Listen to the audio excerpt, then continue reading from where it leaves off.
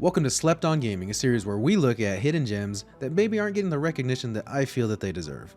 Today we look at a roguelike shooter in space called Risk of Rain 2. Currently sits at around 8,000 daily players, give or take, and I feel that it deserves much more. At its core, it's really difficult to pin what exactly Risk of Rain 2 is. Is it a shooter? Sure. Is it an RPG? Yeah, potentially.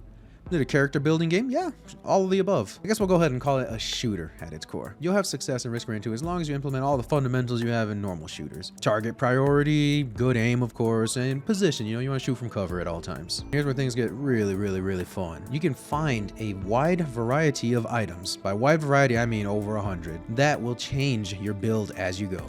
They are all random. You never know what you're going to get, unless of course you cheat. Naturally, with there being this many items, that means some are going to be good, some are going to be bad, and some are going to be somewhere in the middle. You have fan favorites like the soldier syringe. I like to call them the steroids personally. And those increase your rate of fire, which is going to be good for 99% of builds, right? Then there's some really awful items like the bison steak that just increases your max HP by a whopping 25. There's no limit to the amount of items you can pick up, and all the items effects stack. So naturally, this lets you create some very crazy builds depending on the synchronizations you get. One more thing to note about these random items. They vary in rarity, similar to most RPGs.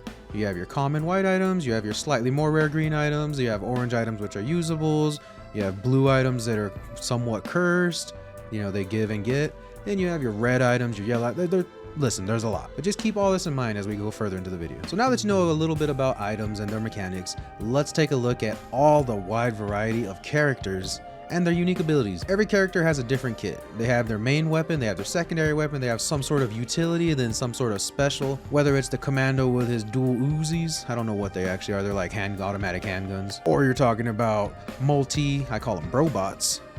We'll call it a semi-automatic super mega sniper rifle, or even the huntress and her bow. Every character plays much differently and will be able to create broken builds with completely different items from each other. This allows us to have a different experience every time we play, just by simply choosing a new character. Consider these a baseline character in an RPG. If you go with Commando, you're using a pea shooter that has a lot of bullets though, so you're going to want something like a bleed build, something where the bullets have a chance to proc something since you're giving yourself multiple opportunities. If you're using something like a sniper character like Railgunner or Multi, you're going to want a lot of crowbars, because crowbars increase the amount of damage you do whenever an enemy has high health. So with this wide selection of characters and a ton of randomized items, every experience truly feels unique.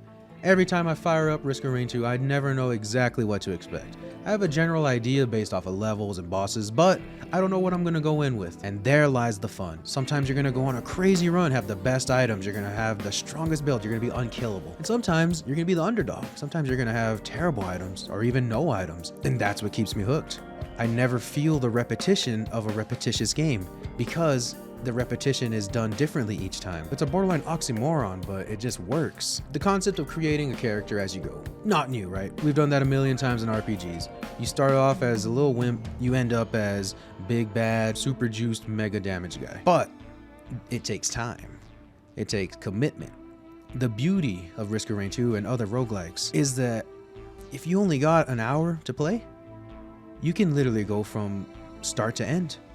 You can get your little weak dude that does nothing and become the Lord of the Sun. There's no commitment, there's no overthinking, there's no regretting my build, there's no respecing, there's no deep consideration. Which all those are great. I love those. I played The Witcher 3, that's my pick for the greatest game of all time. I was a big Diablo fan in the past. I won't speak much about the modern one. That's beside the point. I love me a long time commitment, the character building game. But I also have a life. So Risk of Rain 2 finds a way to fill in that gap for me. Another thing that is really good. How often is it that we're playing a game in this era where you have to Google craziest build and follow a guide? And boom, you're strong, you're powerful, but you didn't really do anything. You just followed a guide and built a meta that someone else researched and someone else created. In a way, you're stripping yourself of the fun of creating something yourself. Well, Risk of Rain 2, you don't really have that option. So Risk of Rain 2, you are going to have to create a build. You are going to have to improvise, adapt, and overcome whatever items are given to you. All right, but that's enough talking about all this stuff before we even actually get into the game. On the outside, it looks like a really simple run around shoot 'em up. I've actually had a friend call it a stupid little robot shooter. If I have to preface the game this much, that should speak volumes to just how complex this game is. Let's talk about the gameplay and exactly what you're trying to accomplish. So whenever you spawn into the planet, you will be jumped. You're going to be attacked and harassed by lizard men, by fireballs, by cockroaches coming out the ground like you're in New York. It's going to be a mess. But you ready for this? You got guns. Your primary objective is to locate a teleporter. It should be listed right there in the UI for you. That's about the most help you're going to get. You're going to make your way around the planet looking for that teleporter, fighting, scavenging, and hopefully picking up some of that cheddar, because every time you kill an enemy they drop a little something. Be sure to spend that money on chests, because those chests are the ones that give you the randomized items. 9 times out of 10 you're going to get a white item. Sometimes you'll get a green, and if you're really lucky or you paid somebody off, you will get a red. As you're running around fighting these monsters looking for this teleporter, you may notice a strange timer in the top right corner of your screen. Well, here is the kicker of the game. The longer you play, the more difficult it gets. Yup, you heard me correctly. Naturally, this is going to have you believe, you know what? I should probably haul some booty. I should move as quickly as possible, speed run the game, get to that teleporter ASAP, right? Wrong. You need to find a healthy balance, because here, just see what happens whenever you try to take on a boss with absolutely nothing in your pockets because you're just trying to speed run. They hit hard, you hit very soft. So that adds another level of complexity to this already somewhat complex game that may have looked very simple from the outside. Organized chaos is a way I love to describe this game to people. So now that you know all this information and you have successfully defeated your first boss and made it in through the teleporter, what happens now? Well, surprise, surprise, you go to another level and get to do it all again. The only thing you lose is your money, but you bring all your items with you, so this is where the character building starts. So now you continue onwards on this planet much stronger than when you started on the one before. And you keep doing that and keep doing that, keep doing that, until, of course, you make it to the grand finale. So now we've covered enough of the professional mumbo jumbo, giving you a pretty accurate description of the game, tried to speak factually, and giving you guys just an unbiased look into what I think Risk of Rain 2 is. The second part of this video will be somewhat of a love letter to this game that I feel is very slept on. I'd like to preface this by saying that I fully understand gaming is subjective, art is subjective, it's all subjective, right? I know this is my opinion, this is my take. Risk of Rain 2 at its core is a shooter with some RPG elements in a roguelike environment with a loop-based system, revolving around, bouncing around from level to level. That's the simplest way to put it. I used the word art earlier when describing things that are subjective.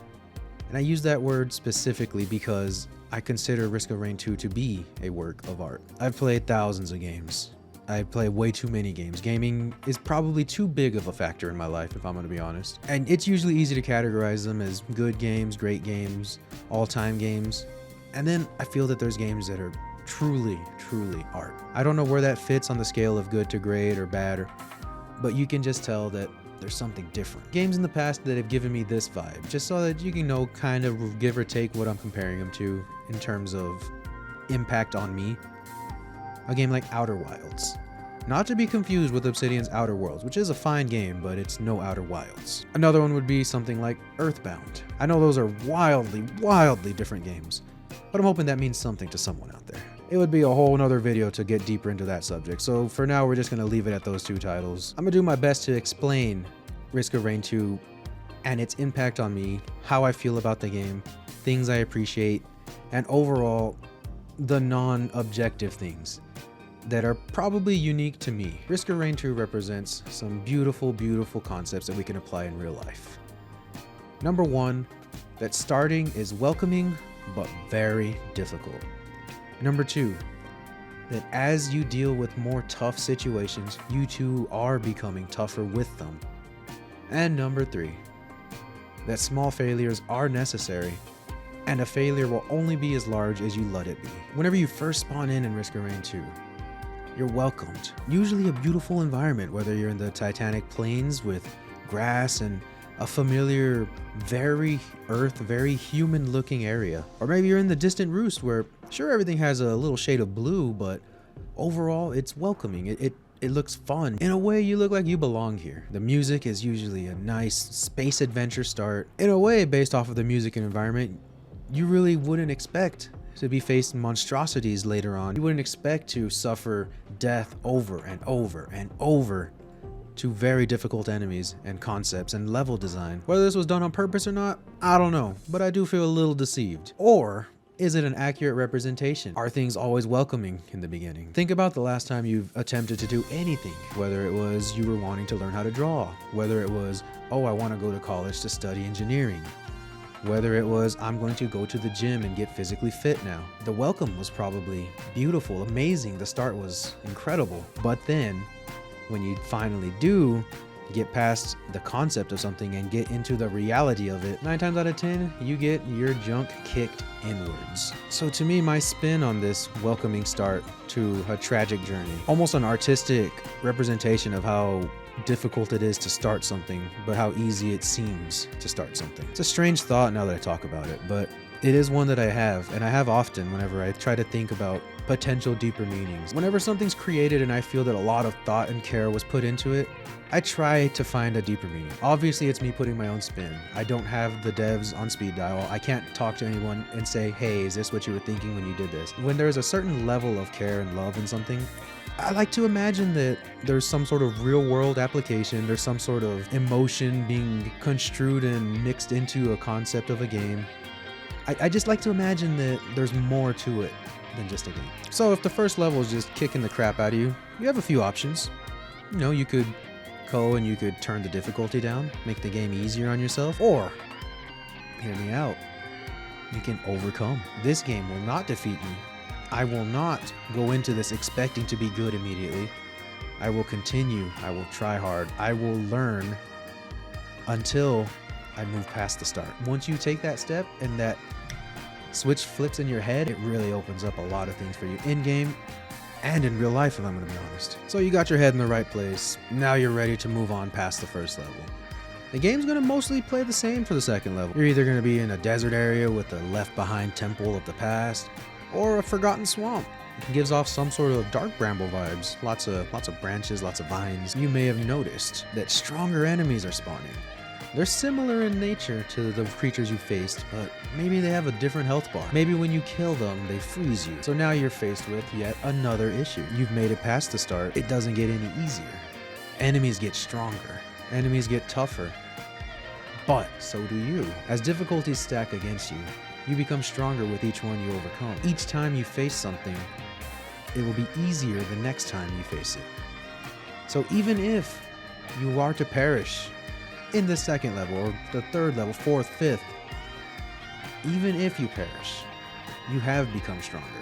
Sure, you die, you reset, you start over, but now you have knowledge, now you have experience, now you understand what you're up against. And again, this is another real life concept I see mirrored in this game. That's nothing new, roguelikes do this a lot, but something feels different about when Risk of Rain 2 hits you in the gut and sends you back to the menu. I feel that the information and knowledge you gain through each playthrough, through each life and death cycle, greatly outvalues the pain from the small failure that is death. In Risk of Rain 2, death is a small defeat. It's a speed bump. The first time I was playing through this game for hours and hours on end, and every time I died, I was angry until I started up again. And something was easier this time because of what I learned. Whenever I was just a little guppy, no hours played, going through the first boss, dying on the second boss, dying in the third area, I remember how enraged I'd be because I just wanted to win. I saw death in the game as an ultimate defeat, when in reality it was just that speed bump. It was a baby step. It was the tiny failures you need to have in order to succeed. There is no ultimate failure unless you give up. And Risk of Rain 2 shows that beautifully through its core concept. I had a sudden realization whenever I was playing as a commando character, probably at about 10 hours in. I found myself knowing what items to prioritize. If I got a 3D printer that had a bleed effect item, I knew, hey, I need this. If I found something that increased my rate of fire, I knew, hey, this will increase my DPS. If I found an item that increased my damage when I was up close to somebody, I knew, well, commando doesn't have a long effective range, so naturally I'm going to be close to enemies, so I want this item. And I found myself just getting further and further, easier and easier. In my head, it's more of a tragedy when I die than the first 2-3 bosses. Back then, it was a celebration to make it to the second level. In a way, it was easier to see the progress once I compared it to how awful I was in the beginning. And I feel oftentimes in games, in life, in everything, we lose track of our progress. We lose track of how far we've come because we try to forget where we were when we started. But nobody likes to think about being the little guppy. I personally have some experience with this. I used to weigh 325 pounds. I'm currently down a mass amount of weight. And it's easy to look in the mirror and not see that progress. And Risk of Rain 2 really helped me kind of realize that. As goofy as it sounds, I know it's just a video game, but sometimes something goofy like a little shooter, like a dumb robot shooter, to quote my friend, is what it takes to start to put things into perspective on a larger scale. That's enough waffling about my personal take on Risk of Rain 2 and why I hold it in such high regard. Is this me overanalyzing a game? Very likely. Is this me projecting things I've learned in real life onto a video game? Could be. But these are my views. This is my opinion, and I will stand by it. First half of the video, of course, was a description of the game in a somewhat unbiased way, just trying to let you guys know what to expect in case that interests people. Second half, of course, is the beautiful poetry that I wrote about this game, considered a love letter. Thank you all so much for being here throughout this video. Hope you enjoy this edition of Slept On. And now the only question I have left for you is, are you sleeping on Risk of Rain 2?